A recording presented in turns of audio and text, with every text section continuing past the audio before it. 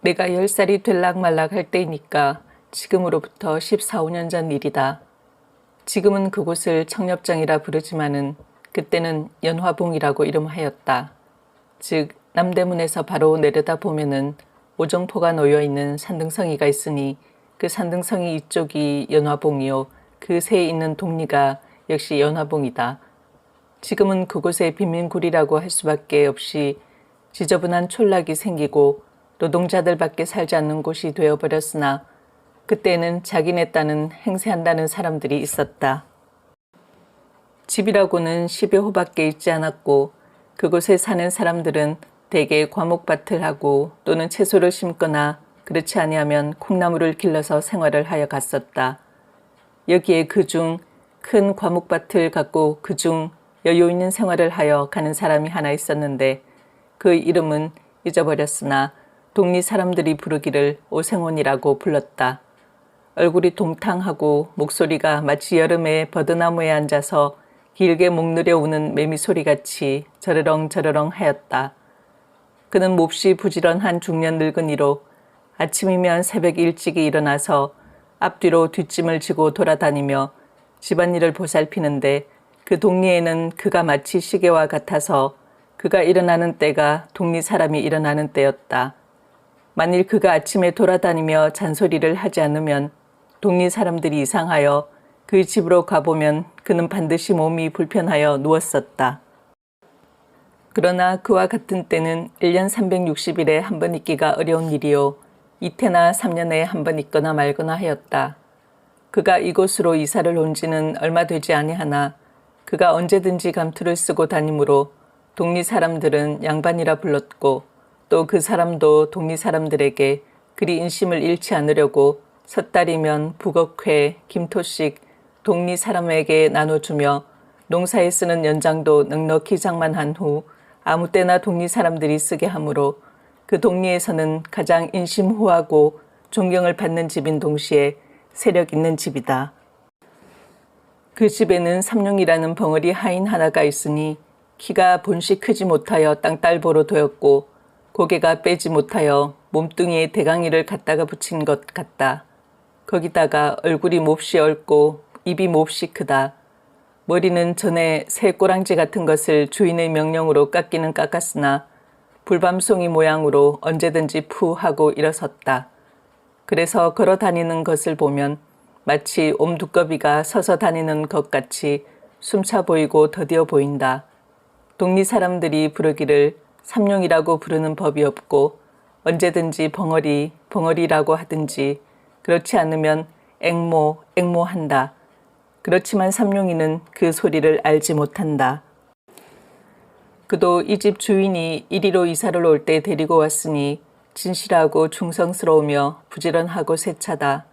눈치로만 지내가는 벙어리지만은 말하고 듣는 사람보다 슬기로운 적이 있고 평생 조심성이 있어서 결코 실수할 적이 없다.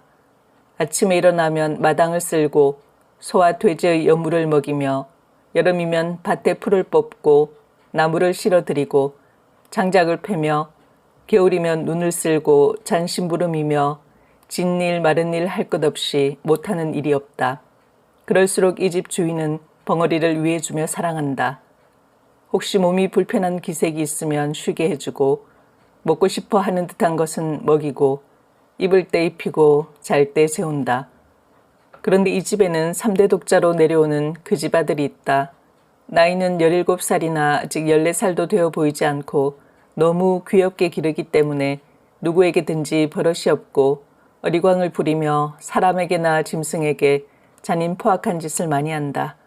동리 사람들은 그를 호래 자식, 애비 속상하게 할 자식, 저런 자식은 없는 것만 못해 하고 욕들을 한다. 그래서 그의 어머니는 아들이 잘못할 때마다 그의 영감을 보고 그 자식을 좀 때려 죽으려 왜 그런 것을 보고 가만두 하고 자기가 대신 때려 주려고 나서면 아뇨 아직 절이 없어 그렇지 저도 지각이 나면 그렇지 않을 것이 아뇨 하고 너그럽게 타이른다. 그러면 마누라는 외가리처럼 소리를 지르며 철이 없기는 지금 나이가 몇이오? 내일 모레면 20살이 되는데 또 며칠 아니면 장가를 들어서 자식까지 낳을 것이 그래가지고 무엇을 한단 말이오? 하고 들이대며 자식은 꼭 아버지가 버려놓았습니다. 자식 귀여운 것만 알지 버릇 가르칠 줄은 모르니까. 이렇게 싸움이 시작만 하려 하면 영감은 아무 말도 하지 않고 바깥으로 나가버린다. 그 아들은 더구나 이 벙어리를 사람으로 알지도 않는다. 말 못하는 벙어리라고 오고 가며 주먹으로 허구리를 지르기도 하고 발길로 엉덩이도 찬다. 그러면 그 벙어리는 어린 것이 철없어 그러는 것이 도리어 귀엽기도 하고 또는 그 힘없는 팔과 힘없는 다리로 자기의 무쇠 같은 몸을 건드리는 것이 우습기도 하고 앙증하기도 하여 돌아서서 빙그레 웃으면서 툭툭 털고 다른 곳으로 몸을 피해버린다. 어떤 때는 낮잠 자는 벙어리 입에다가 똥을 먹일 때도 있었다. 또 어떤 때는 자는 벙어리 두 팔 두 다리를 살며시 동여매고 손가락과 발가락 사이에 화승불을 붙여놓아 질겁을 하고 일어나다가 발버둥질을 하고 죽으려는 사람처럼 괴로워하는 것을 보고 기뻐하였다. 이러할 때마다 벙어리의 가슴에는 비분한 마음이 꽉 들이찼다. 그러나 그는 주인의 아들을 원망하는 것보다도 자기가 병신인 것을 원망하였으며 주인의 아들을 저주한다는 것보다 이 세상을 저주하였다.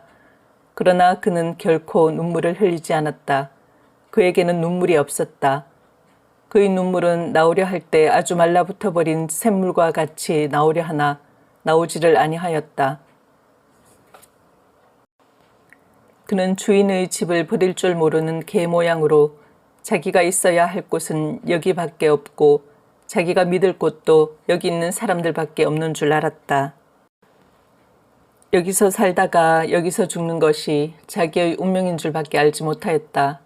자기의 주인 아들이 때리고 지르고 꼬집어 뜯고 모든 방법으로 학대할지라도 그것이 자기에게 의뢰 있을 줄밖에 알지 못하였다.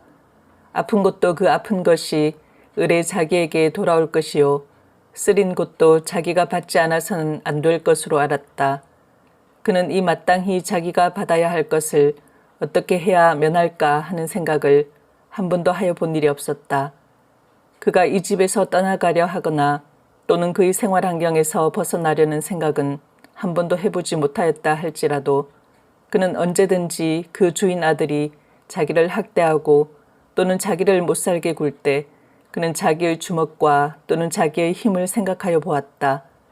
주인 아들이 자기를 때릴 때 그는 주인 아들 하나쯤은 넉넉히 제지할 힘이 있는 것을 알았다. 어떠한 때는 아픔과 쓰림이 자기의 몸으로 스며들 때면 그 주먹은 떨리면서 어린 주인의 몸을 치려 하다가는 그는 그것을 무서운 고통과 함께 꽉 참았다. 그는 속으로 아니다. 그는 나의 주인의 아들이다. 그는 나의 어린 주인이다.